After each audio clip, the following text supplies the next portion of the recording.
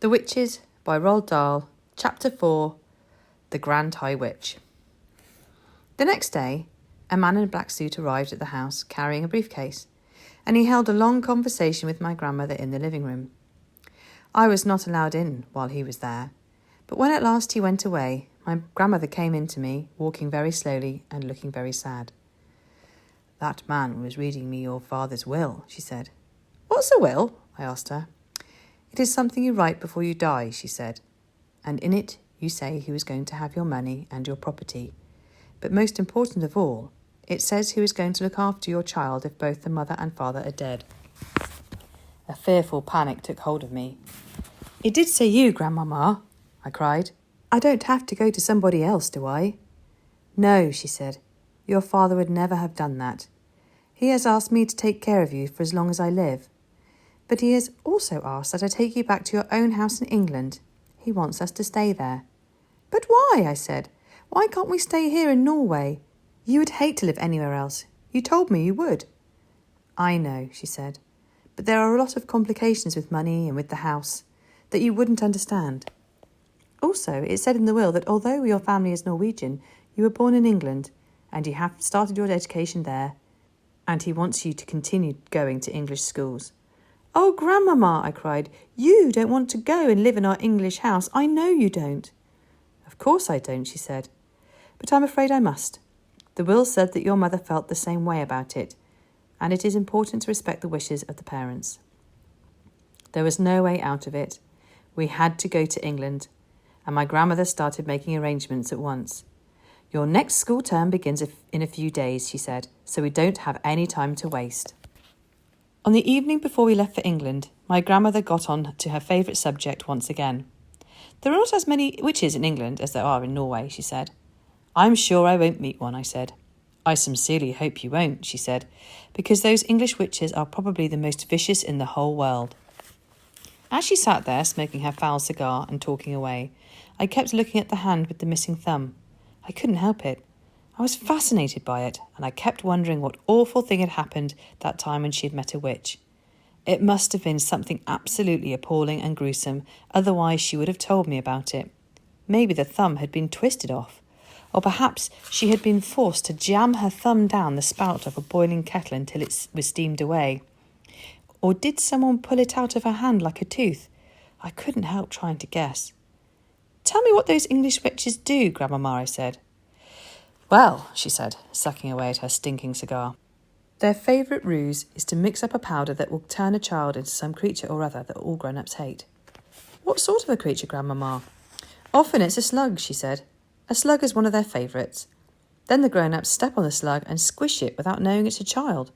"That's perfectly beastly," I cried. "Or it might be a flea," my grandmother said. "They might turn you into a flea, and without realising what she was doing, your own mother would get out the flea powder and then it's goodbye you." "You're making me nervous, Grandmama. I don't think I want to go back to England." "I have known English witches," she went on, "who have turned children into pheasants and then sneaked the pheasants up into the woods the very day before the pheasant shooting season opened." "Ouch," I said. "So they get shot?" "Of course they get shot," she said, "and then they get plucked and roasted and eaten for supper." I pictured myself as a pheasant, flying frantically over the men with the guns, swerving and dipping as guns exploded below me. "Yes," my grandmother said, "it gives the English witches great pleasure to stand back and watch the grown-ups doing away with their own children." "I really don't want to go to England, Grandmama." "Of course you don't," she said, "nor do I, but I'm afraid we've got to." "Are witches different in every country?" I asked. "Completely different," my grandmother said, "but I don't know much about the other countries." "Don't you even know about America?" I asked. "Not really," she answered, "although I have heard it said that over there the witches are able to make the grown-ups eat their own children." "Never!" I cried. "Oh no, Grandmama, that couldn't be true." "I don't know whether it's true or not," she said. "It's only a rumour I've heard." "But how could they possibly make them eat their own children?" I asked. "By turning them into hot dogs," she said. "That wouldn't be too difficult for a clever witch." "Does every single country in the world have its witches?" I asked. "Wherever you find people, you find witches," my grandmother said. "There is a secret society of witches in every country." "And do they all know one another, Grandmama?" "They do not," she said. "A witch only knows the witches in her own country. She is strictly forbidden to communicate with any foreign witches. But an English witch, for example, will know all the other witches in England. They are all friends.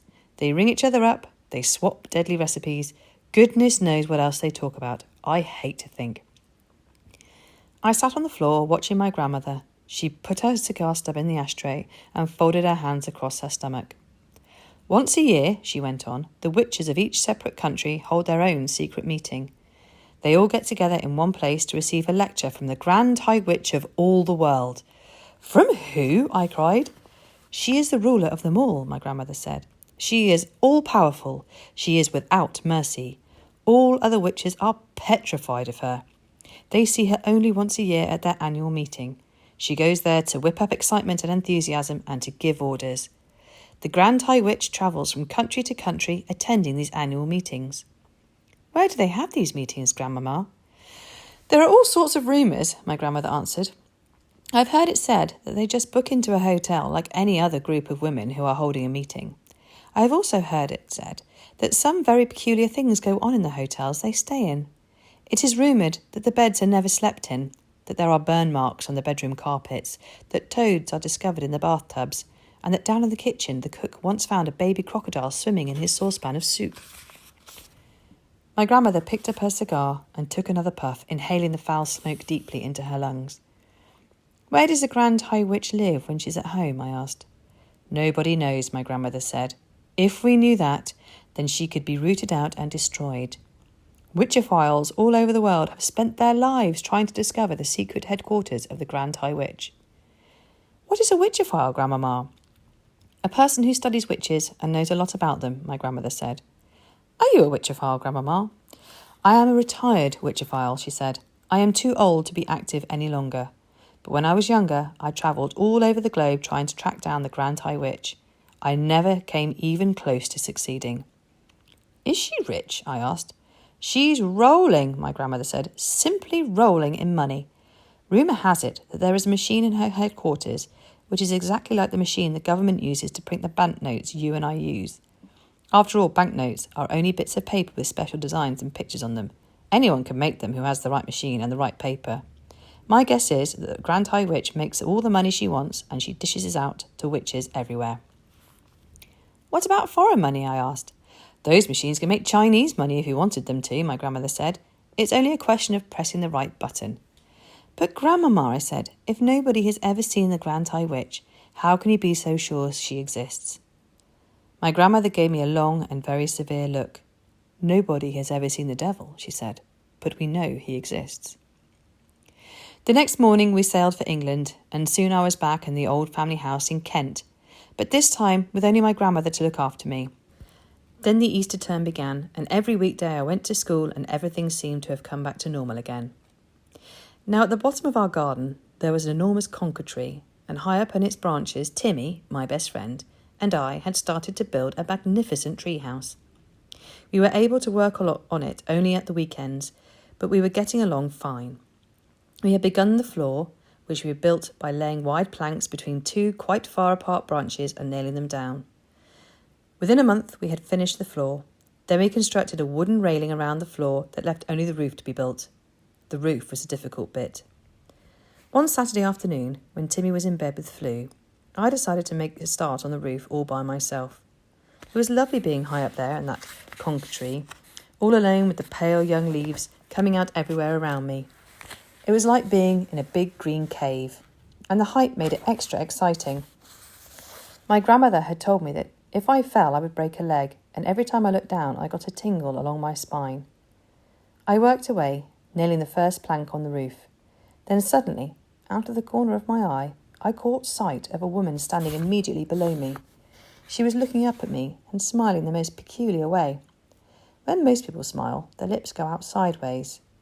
This woman's lips went upwards and downwards, showing all her front teeth and gums. The gums were like raw meat. It was always a shock to discover that you are being watched when you think you are alone. And what was this strange woman doing in our garden anyway? I noticed that she was wearing a small black hat, and she had black gloves on her hands, and the gloves came nearly up to her elbows. Gloves? She was wearing gloves! I froze all over. I have a present for you, she said, still staring at me, still smiling, still showing her teeth and gums. I didn't answer. Come down out of that tree, little boy, she said, and I shall give you the most exciting present you've ever had. Her voice had a curious rasping quality. It made a sort of metallic sound, as though her throat was full of drawing pins. Without taking her eyes from my face, she very slowly put one of those gloved hands into her purse and drew out a small green snake. She held it up for me to see. It's tame, she said. The snake began to coil itself around her forearm. It was brilliant green. If you come down here, I shall give him to you, she said. Oh, Grandmama, I thought, come and help me. Then I panicked. I dropped the hammer and shot up that enormous tree like a monkey. I didn't stop until I was as high as I could possibly go, and there I stayed, quivering with fear. I couldn't see the woman now. There were layers and layers of leaves between her and me. I stayed up there for hours, and I kept very still. It began to grow dark. At last I heard my grandmother calling my name. I'm up here, I shouted back. Come down at once, she called out. It's past your supper time. Grandmama, I shouted, has that woman gone? What woman? My grandmother called back. The woman in the black gloves. There was silence from below. It was the silence of somebody who was too stunned to speak. Grandmama, I shouted again, has she gone? Yes, my grandmother answered at last. She's gone. I'm here, my darling. I'll look after you. You can come down now. I've climbed down. I was trembling. My grandmother enfolded me in her arms. I've seen a witch, I said. Come inside, she said. You'll be all right with me. She led me into the house and gave me a cup of hot cocoa with lots of sugar in it. Tell me everything, she said. I told her. By the time I had finished, it was my grandmother who was trembling. Her face was ashy grey, and I saw her glance down at that hand of hers that didn't have a thumb. You know what this means, she said. It means that there is one of them in our district.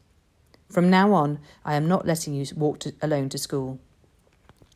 Do you think she could be after me specially? I asked. No, she said, I doubt that. One child is as good as any other to those creatures. It is hardly surprising that after that I became a very witch-conscious little boy. If I happened to be alone on the road and saw a woman approaching who was wearing gloves, I would quickly skip across to the other side.